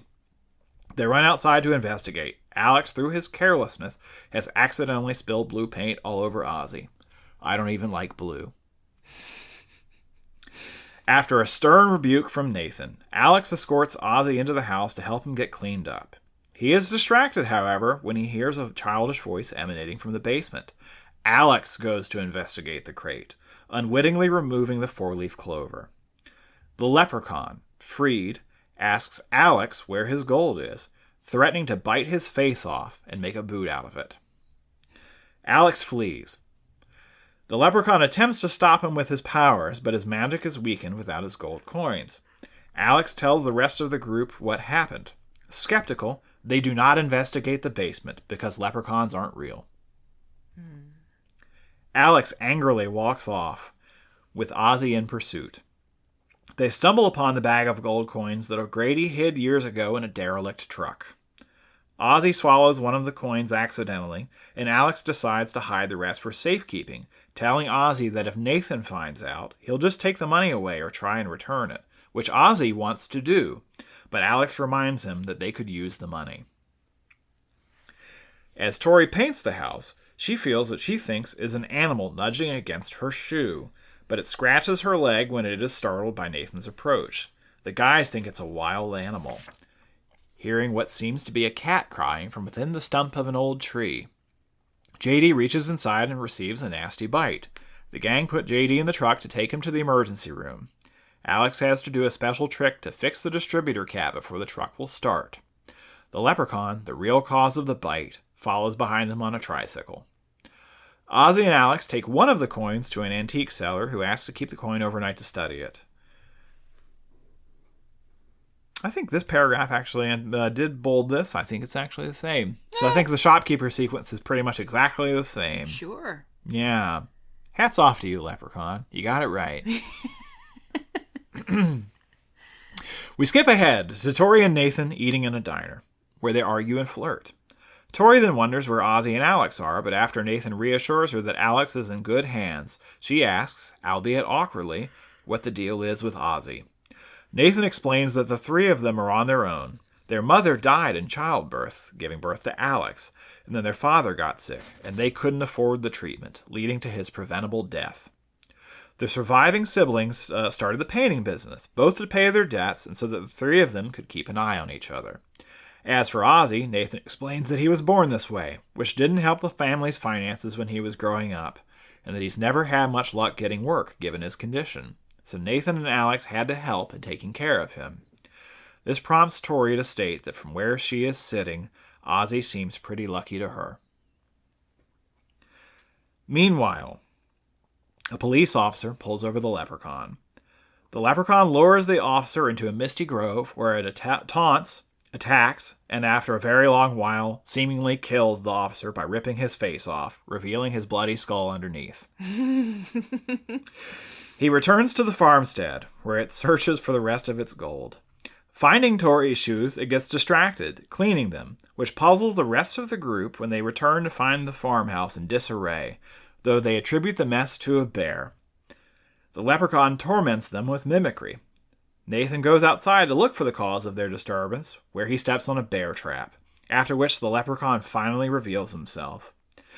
The trio rush to Nathan's aid, clubbing the leprechaun with random objects, before finally subduing him with the blast of a shotgun, which Alex retrieves from the trio's work truck. They sneak out of the house to take Nathan to the hospital, but unfortunately, once again, the truck won't start. Alex must sneak back out to fix the distributor, but as he does so, the leprechaun attacks the truck. They fend him off temporarily, but the leprechaun reemerges from the neighboring barn atop a large tractor, with which he flips the truck, with the group still inside. Yeah. Alive, they sneak away from the wreck and make a break for the farmhouse, where they are now trapped. The phone line is inexplicably dead, but Tori is able to use her portable phone to call in the emergency, neglecting to mention anything about a leprechaun. The sheriff calls for a squad car, but we cut to the leprechaun sitting in the police car with a faceless policeman, who is still barely alive. The leprechaun tells him that if he tells him how he would respond to this call, he would ease his suffering. After instructing the leprechaun on what police codes to say, the leprechaun comically dons the removed face of the policeman like a mask and repeats the lines he is given in the policeman's voice. And after the sheriff replies to the leprechaun's satisfaction, he keeps his word and finally executes the poor cop by removing his boot buckle and stabbing him in the throat, causing him to die quickly with a few spurts of blood. No help is on the way. The group decide to retrieve the gold as a bargaining chip. Tori successfully retrieves it from the well and returns it to the leprechaun, who is initially distracted by Tori's sleek, modern sneakers, using a rag to remove Nathan's blood from her shoes. Asking about them, Tori somewhat nervously mentions that these are a sample of her design that she had fabricated while in fashion design class. The leprechaun bows to her and compliments her from one cobbler to another, but chastises her for getting blood on her shoes, stating that he can't stand the sight of it. Later, when he counts the gold pieces, he is missing a single gold coin. He infiltrates the farmhouse by materializing inside of the refrigerator and attacks Alex. The others try to fight back, but the leprechaun terrorizes the group, using his magical powers to disappear and reappear around the house. Additionally, the beleaguered group is afflicted with poor luck again and again. Flashlights go dead, the shotgun misfires and jams, and once Ozzy suggests maybe trying to flip the truck back upright, Nathan drops the keys down a vent. Tori asks if anyone else gets the feeling that they're having an unusual streak of bad luck. Her cell phone rings, and she answers, thinking that it's the police, but instead it is the college's business office. There is an error with her tuition payments, and she's been disenrolled from her fall classes. She screams and throws her cell phone out of a window. The leprechaun then taunts them over the previously dead landline phone, leaving the group frightened and desperate. Nathan has the idea to ask for help from the now elderly Dan O'Grady, who apparently survived his encounter years earlier. Wondering how to escape safely, Tori theorizes that the leprechaun's attraction to shoes is less enthusiasm and more compulsion, and while it pains her to ruin her shoe collection that she brought with her by bloodying them, the plan works.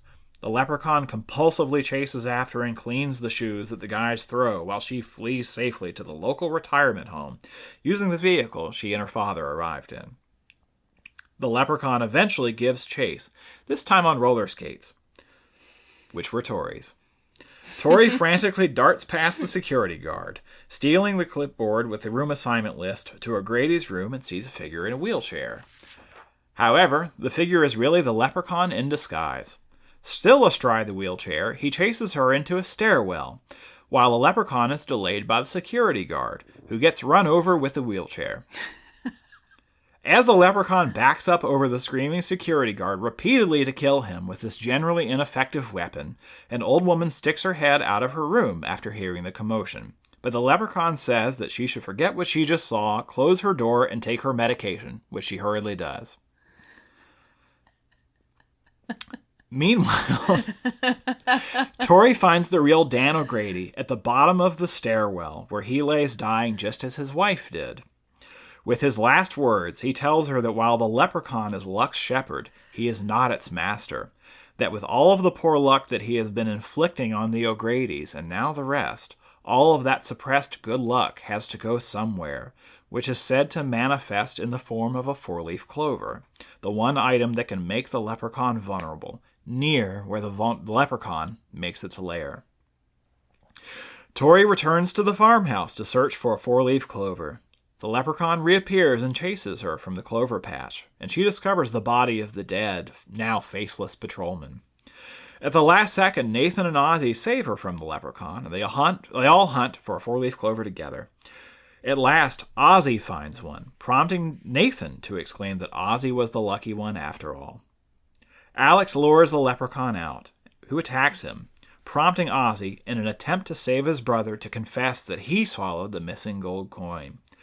The leprechaun attacks Ozzy in a fury, scratching his face with a sharp buckle from his shoe, but Alex uses the clover, wrapping it around a piece of chewing gum and slingshotting it into the leprechaun's mouth. The leprechaun's powers fail, and he melts into the well, seemingly destroyed. When the now half-skeletal leprechaun attempts to re-emerge, Nathan pours gasoline down the well and ignites it, causing an explosion. As the sun rises, the leprechaun's voice can still be heard faintly from the well, vowing that he'll get his gold back someday. Yay! Clap, clap, clap, clap, clap, clap, clap. That's my version of Leprechaun. Oh, it's like a balm to my wounded soul. Yeah. I wanted to do something with it being a leprechaun, something that was uniquely leprechaunish. Yeah. So, manipulating luck. Yeah, and I love that line of like he's its shepherd but not its master. I thought that was a nice intervention. It's like it's goofy, but it still feels like someone cared, you know? Yeah, I think probably you and I are giving a lot more care to Leprechaun than almost anybody has for at least a very long time. Man, I really enjoy. I feel like you have truly like kept its skeleton and sort of given it a stronger set of. Put a little more meat on the bone. Yes, that's what I'm trying to say. That's what I'm going for. Whereas I have not done that. Yeah. I have not respected the skeleton. So you don't respect the source material. It's, well, don't put words in my mouth. Oh, but... okay. Far be it from me. Sorry about that. Yeah. So, but I love this though. I would watch this movie. This sounds like the kind of like yuckety, gory, goopy time that I'm looking for. Well, the thing that I was really struggled with, I almost wanted to make Ozzy into a kid, and so just have two child characters. Mm-hmm. But I thought it would be more interesting. I've known families that have intellectually disabled people in like a group of siblings, and a lot of the time, yeah, that is what happens. You'll have somebody who's intellectually disabled who is still the elder brother and is treated like that, and still has authority and is still trusted, and is still has responsibility to the younger family members. And that was kind of the dynamic that I wanted to see with Ozzy. Yeah. Have him be a much more stoic, serious character, and not a source for jokes. Really. That just wasn't a good idea. And who still gets to have like his heroic moment and contribute to the story in a meaningful way. And somebody who you think, okay, he was born unlucky. Sure. I wanted the thematic tie-in there. I feel that. Yeah. But I generally wanted the leprechaun to be more violent, crueler. Creative, as you were saying before. But it's funny doing this, like you can imagine, I mean, it's easy for us, it was easy for me at least when you do this to just picture the scene. Yeah, I'm not sure I'm necessarily a terribly cinematic thinker, but when you've already seen a scene filmed and shot and put on display, then it's easy to take what's there and just move the pieces around. So I really like the image of the leprechaun slapping on the face mask. Yeah. Of the dying police officer while he, needlessly, which is why it's funny. Like, there's he's just the two of them. There's absolutely no need to do that. But it's wearing the officer's skin as a mask while he imitates him over the walkie. He's method. Right, yeah, just like Daniel Day-Lewis. Mm-hmm. But it's like, that's the kind of stuff, like that's the kind of charming shit that people watch silly horror movies for, right. Like that's what gives Freddy or Chucky like their charm, I think. So I think you're right to lean into that impulse. Well, I love it. All right, you ready? I sure am. Are you ready? I don't know. I don't know what this wholly original movie is going to be. Is Warwick Davis still the star of this movie? Oh, yeah, but he's different. Okay. Let's hear it. I'll just lay it on you. You can decide what you think. All right. In the wee hours of the morning, Tori Redding, A young woman from Los Angeles gets off of a Greyhound bus at a lonesome North Dakota bus stop, lugging heavy suitcases. A car is waiting for her. She steps in, and the car drives to a small but tidy farmhouse. This will be her new home for the summer while her father undergoes cancer treatments back in LA. A fact which the audience has yet to learn. Her host is her great aunt, Genevieve, whom Tori has not seen since toddlerhood. Tori, a tough, wisecracking, stylish girl, is less than thrilled to be spending the summer in isolation and away from her ailing father. She spends the ride in dazed silence. Tori's great aunt, though well-meaning, is a stern woman with little idea how to amuse a young city girl. She gives Tori the rundown of the farm chores she'll need to do and gives a list of rules that Tori must follow, including a curfew and instructions not to get tangled up with, quote, those no-good Murphy boys.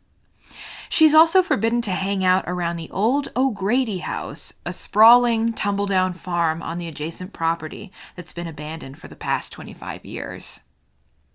So you see, lots of changes. After a fitful few hours of sleep, a glum Tori unpacks her things in her new room. Her bags are filled to the brim with an eclectic collection of clothing and accessories. One bag is just for shoes, and she lines each pair up on the shelf with care.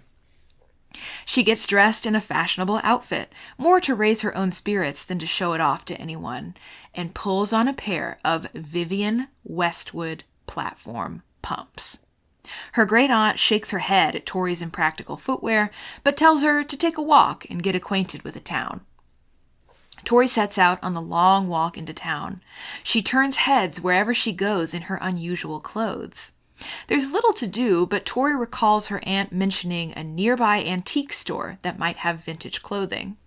As she walks down a footpath, however, she trips over something, and a heel snaps off of her shoe. Cursing, she picks up the object that tripped her, an ornate and rusted iron key. She decides to return to the store later and makes her way back to her great-aunt's house. She collides midway with Nathan Murphy, whom Genevieve just warned her about as he dashes out of the neighboring field with stolen produce, laughing and carrying on. I'm realizing now that this is also from Lord of the Rings. I was just about to say it's Merry and Pippin. It is? Okay, actually it is? Oh my gosh, you can tell what's on my mind. Nathan's immediately interested in her, and he teases her good-naturedly about her flamboyant outfit and impractical shoes. And Tori teases him in return for his half-wild appearance. Shortly after, Nathan's younger brother, Alex, a mischievous but practical child, appears with more stolen food. After some flirting, Nathan invites Tori to come see the old, tumble-down O'Grady farmhouse, where he and his brother scour for interesting junk to sell to the antique store. She is unsure, citing that her great-aunt just told her not to do so, and they part ways when Tori reaches home. Genevieve scolds her for talking to the Murphys and warns her not to get involved with them, as they are poor white trash. Tori puts away her broken shoes, asking Genevieve if there's a cobbler in town. Genevieve says there hasn't been one around for years. Disappointed, Tori helps around the farm until she gets a call on her portable phone. It's her dad. They have a nice, though one-sided conversation, though it's clear that he is weak and tired from his cancer treatments. Scared and already feeling hemmed in by Genevieve, Tori wanders out of the house, deciding that she wants to meet Nathan at the O'Grady house after all. Nathan gives Tori a tour of the rundown house, explaining that the O'Gradys were the richest family in town until they disappeared mysteriously one night, leaving all their things behind. Tori's intrigued, but vaguely discomfited by the house's state of disrepair. Alex, meanwhile, doesn't love the idea of sharing Nathan with Tori for the summer, and he mopes as the teens flirt. Nathan explains that their family is poor, so they hunt for valuable objects in the local abandoned houses, but they've never been able to get into the basement of the O'Grady farm, which is padlocked with iron chains. Remembering the key she found earlier, Tori tries it on the padlock, which falls open. Amazed, the three descend into the basement, a huge and labyrinthine structure. As he splits off from the teens, Alex hears a childish voice emanating from a distant corner. Alex finds an armoire wrapped in more iron chains. The voice, which sounds like a frightened young girl's, begs to be freed. Alex breaks the rusted chains with a crowbar, and the armoire flies open. What should stumble into the dark basement but a leprechaun? Newly freed, it demands that Alex return his gold, threatening to bite off his ear and make a boot out of it if he refuses. Alex flees.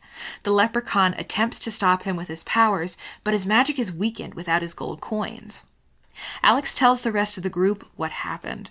Skeptical, they check out the armoire and are horrified to find a partially mummified skeleton inside one of its lower compartments. It appears to be the body of a young girl.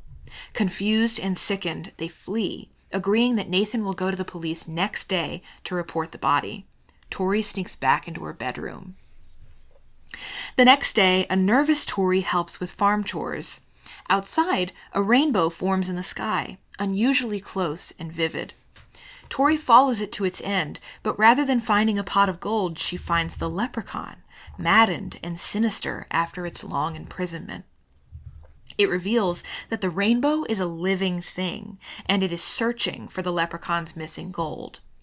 Charmed into a moment of lucidity by looking at Tori's fantastical shoes, this time a pair of go-go boots, the leprechaun asks Tori to help him find the gold, promising to grant one wish if she complies. Terrified, but also intrigued, she asks whether the leprechaun killed the little girl from the armoire. It claims to know nothing about it. Unable to dismiss completely the thought of the leprechaun's promise of a wish, she agrees to help. The leprechaun says it will be watching her, and it disappears. Meanwhile, as Nathan prepares to go to the sheriff's station to report the body, Alex attempts to persuade him not to. If the police cordon off the O'Grady farmhouse, the Murphys will have no more antiques to pillage to raise money for their family. It's an extra shame, given that they just opened up the treasure-filled basement. Nathan agrees to wait for 3 days. After all, the body has clearly been there for a long time, and 3 more days will not make or break the police's ability to solve the mystery of her death. Tori searches for the gold off and on. She talks to Great Aunt Genevieve about the O'Gradys, and Genevieve reminisces that, around the time of their disappearance, the O'Grady patriarch was always lurking around a derelict Model T on the property line.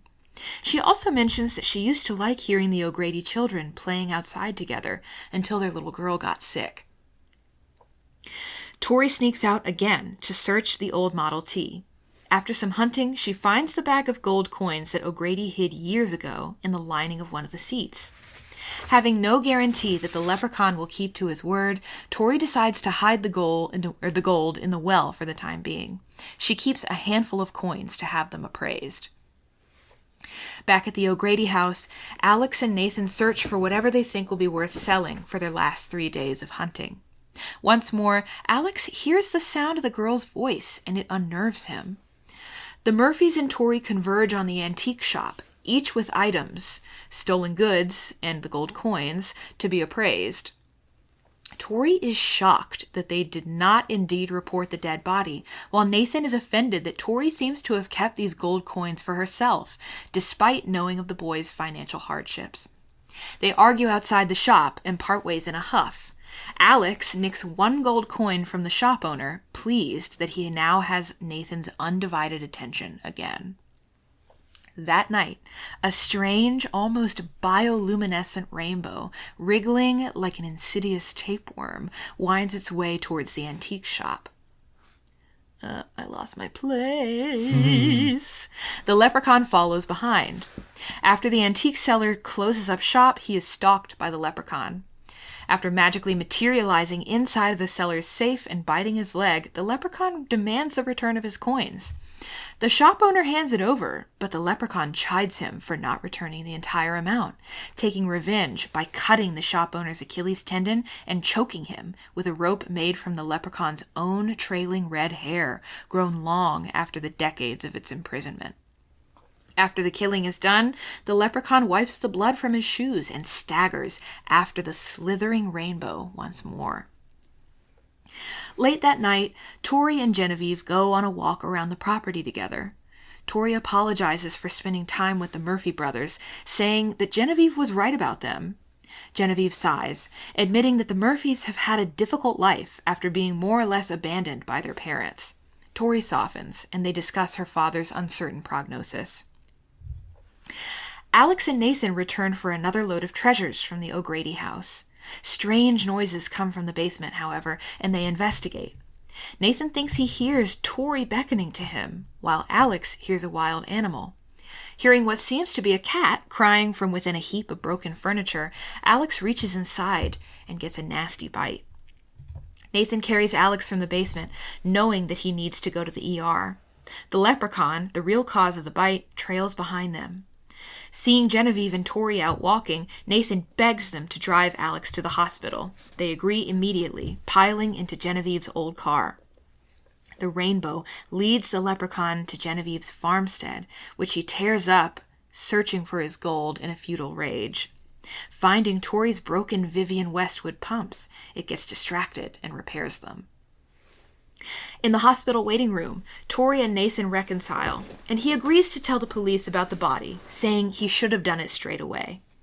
Nathan makes a call from a payphone, and the sheriff dispatches an officer. The officer goes to the property, but he becomes distracted when he sees someone moving around Genevieve's farm. Thinking it's a break-in, he goes to investigate. Indeed, it is the leprechaun searching for his gold. The leprechaun lures the officer into a misty grove, where it attacks and kills him. Genevieve agrees that Nathan can stay the night until they can go and pick up Alex in the morning. When they return to the farmhouse, they're alarmed to find it in disarray. Tori, seeing her repaired shoes, spills the beans to Nathan and Genevieve, who are both skeptical. The leprechaun torments them with mimicry. Genevieve goes outside to look for the cause of the disturbance, where she steps on a bear trap, after which the leprechaun finally reveals itself. Tori and Nathan rush to Genevieve's aid, clubbing the leprechaun with random objects before finally subduing it with a shotgun blast. Tori tries to call the police, but it is simply the leprechaun toying with her. He hints that something bad has befallen the antique shop owner, and that the trusty Rainbow will lead him to all thieves. They bandage Genevieve's wounds as best they can. Genevieve and Nathan try to convince Tori to return the gold, but she refuses to do so before the leprechaun grants her the wish. Belatedly, Nathan remembers that Alex has a single gold coin in his possession. He begs Tori to give back the gold now, but still she refuses. Nathan screams at her, wondering what could possibly be so important that she'd risk Alex's life to get it. In tears, Tori explains her father's cancer and her hope that she could heal him with the leprechaun's wish. Abashed, the three go to retrieve the gold and protect Alex. They pile once more into Genevieve's car and head for town. While Nathan drives and an injured Genevieve sits in the back with the shotgun, Tori's able to use her portable phone to call Alex's hospital room to warn him before her battery dies. Alex, who hasn't yet forgiven Tori for monopolizing Nathan's attention, keeps the coin just to spite her. The leprechaun and the Rainbow stalk the halls of the hospital, searching for him. The Rainbow, smelling the gold, wraps itself around Alex's foot and begins to digest him. Arriving just in time, Tori breaks down and promises to return the leprechaun's gold if he will spare Alex's life. The leprechaun tells her she has 1 hour. He will meet her in the grove where he killed the policeman, but if she doesn't hurry, the Rainbow will get hungry. They rush to comply. Genevieve recalls an odd thing the O'Grady patriarch said to her the night before the family disappeared. The only way to kill the she is with a lump of cold iron. While Nathan takes the injured to the field to wait for Tori, she flees to the O'Grady house and retrieves the iron key and the padlock. All she has time to gather before the Rainbow slithers towards her, melting everything in its path like acid. Tori, and the length of iron chain that kept the basement door shut, plunges down into the basement. She scrambles to escape, coming face to face once more with the shriveled corpse of the little O'Grady girl. She realizes what its identity must be, that it must be the little daughter of the O'Gradys that Genevieve mentioned. Then she realizes that either the leprechaun killed the O'Grady girl, or the leprechaun's magic simply couldn't save her from death, and that Tori must face her father's illness without looking for easy, magical, silver bullet solutions. Newly armed, Tori cuts through the misty field to return to the farmhouse. The leprechaun reappears and torments her with visions of her own father, dead or dying, and she discovers the body of the dead patrolman. At the last second, Nathan saves her from the leprechaun, and they rejoin Genevieve to return the gold. Seeing Tori with the gold, the leprechaun attacks her in a fury, scratching her face with the sharp buckle from his shoe. But she pushes him into his own rainbow, which melts a hole in his neck. She shoves the key through the wound. The leprechaun's powers fail, and he melts into the well, seemingly destroyed. When the half-skeletal leprechaun attempts to reemerge, Nathan finds a length of steel, not iron chain, reinforces the cover of the well, and locks it with the iron padlock, which now has no key, seemingly imprisoning the leprechaun inside for good. As the sun rises, the leprechaun's voice can still be heard faintly from the well, vowing that he'll have his revenge someday. And scene. Hey, how about that? What do you think? I think that's pretty good stuff. Yeah? I really like seeing how we handle some things differently from one another. Yeah. Yeah, it did amuse me. I also think that you take good advantage of the fact that this doesn't actually have to be filmed. Because the rainbow, as a secondary antagonist that you've invented, that's unfilmable. It's especially unfilmable in 1993. It's probably unfilmable now. I don't know. I mean, I kind of imagined it as like I was thinking like the Blob remake. That's what I pictured was like the Blob, yeah. Something like alien, malevolent, and disgusting. Yeah, I think you could do it. Maybe. Just slap some glow-in-the-dark paint on there sure. and call it a day. Right. But I think that's probably a hard sell. I thought it seemed cool, though. Yeah. Well, that's another, like, what I think is interesting about your revision is that, the leprechaun, again, is the least threatening thing in the world. There's nothing less scary than that, except for a rainbow. It's like, okay, what's the villain in your horrible monster movie?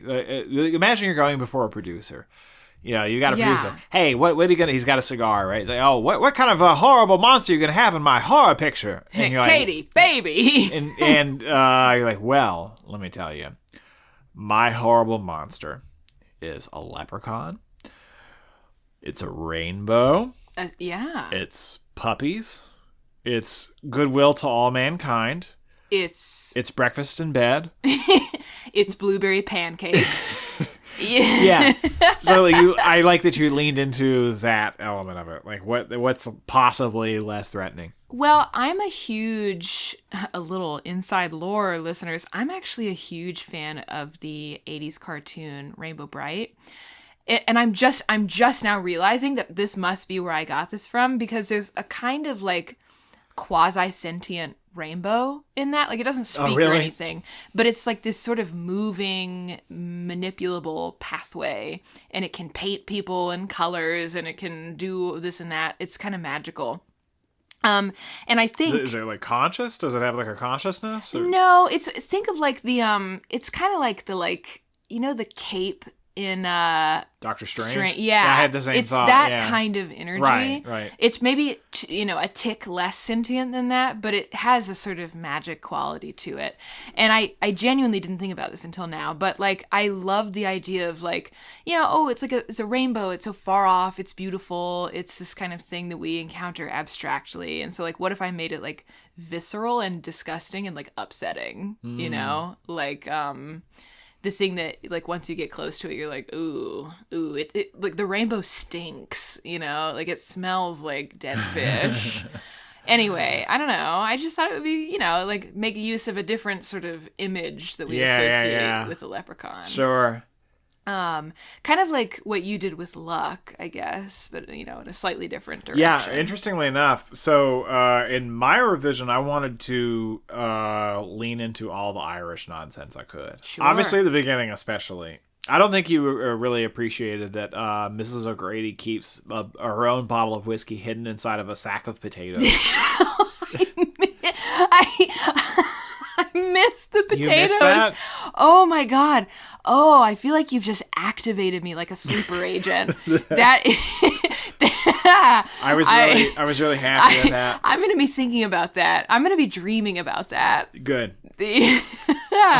But that said, I got rid of the rainbow. Yeah. It was the one thing I'm like, all right, that's too much. Well, see, for me, I was the one thing you put in. I was like, fuck this stupid clover. I'm sick of it. I hate it. Right. Whereas I tried to solve the clover. When you made it deliberate, like he had gotten it in advance to prepare for the battle with the leprechaun. Which has already happened at the start of the movie off camera. That's all that needed to happen. But I also liked the idea that the four-leaf clover is the manifestation of all the suppressed good luck. That the leprechaun causes. It makes it happen, basically. Like he creates the means of his own defeat. Yeah, like it's like a vestigial luck bone or something. Right. That's cool. I like that idea. I like that a lot too. But yeah, also that's you can also just get rid of it because it's fucking stupid.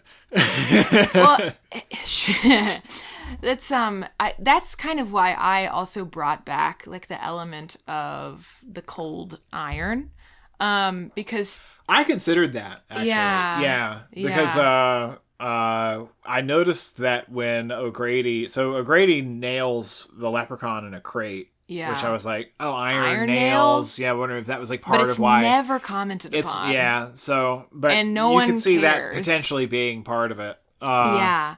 That's why I wanted to do something like the key and the padlock and the chains, because like it's both like, oh, like how do you lock something up with a key and padlock and chains? But it's like it's not so much the mundane elements of the item, it's like its properties. Yeah. And I liked for me, I thought that was more tidy than like dumping gasoline down the well at the end. You shove the key in the leprechaun so you can't unlock the padlock anymore, and you cover over the well. Yeah. I don't know. No, I like that better, really. And I would think that the key and the padlock, that feels very fairy tale to me somehow. Right, that's why I went for it. Yeah. And I left, like when Nathan covers over the well cover with the chains, I have them be like steel chains so that you have some plausible deniability for like Leprechaun 2. But that was just me, being annoying about like how would the Leprechaun conceivably get out of this? You're thinking about the sequel? Well, just like the makers of the original Leprechaun. Sure. Yeah. Well, there were many sequels. It's Leprechaun eventually would go to outer space, and then he would go to the Hood.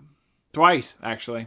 Does he go to space before he goes to the Hood? I think he goes to space, and then he goes to the Hood. That feels like a failure to escalate to me, but what do I know? Yeah, you really should go to the Hood and then space. Space feels That's further, that's a greater reach, right? Like, you explore the planet fully, and then you go to extraterrestrial It's solutions. a longer trip. Yeah. That's like Jason goes to Manhattan after he goes to hell. Mm-hmm. That feels like social commentary. Right. I don't know. I do, but at the same time, one of the things that's so interesting to me about this, or for me, is seeing what we both latch onto and emphasize. So, we both had Alex discover the Leprechaun. Yeah, I noticed that. You had to, because you got rid of Ozzy altogether. Yeah, I didn't have a good thing to do with that character, and I wanted to make the conflict smaller and more kind of familial. Mm-hmm. And for you, I like that you made Ozzy part of the family. So, we had similar impulses. He's a sibling. There's no reason he's not. Well, he shouldn't be. Otherwise, like, who is he? Yeah, he's just some guy. He's a man. Yeah. Just a man. So I think it's funny because we're working with a lot of the same tools. We're just applying them in different ways. Right. Or like we have similar instincts. We just go in different directions. Well, and you have medical and class pressure on the story, and so do I. Mm-hmm. They're just applied in slightly different directions. And I have Tori as like just a fashionista, and you have her as like a fashion school a wannabe fashion designer. Yeah. But we obviously went down a pretty similar track there, which is great. Mm-hmm. Yeah, I think that's neat. Yeah, also, this is, like, it was kind of a little joke just for me, but I jettisoned the father, JD. Like, I made him sort of an off-screen presence because he's so unimportant to the story. Yeah. He's just part of the setup, so that was me, like, chuckling a little bit. Yeah, that's interesting, because I didn't think about that until you said it, but I really think... Like, if I were to revise this again, I would probably change the sequence in the well.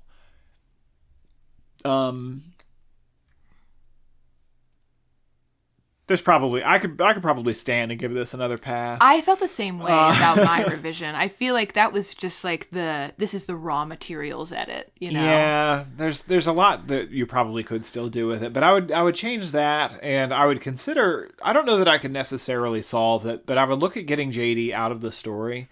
But part of the problem for me is that there are not enough kills in the movie. Yeah. So I'm hesitant to take any characters out. Even if he doesn't get killed, he does at least get attacked. Yeah. And obviously with JD, you have a reason to come out to the house in the first place. You got to figure out, why is JD in this fucking house? Why is Tori in this house? Yeah. Which I'm not sure what the answer to that would be.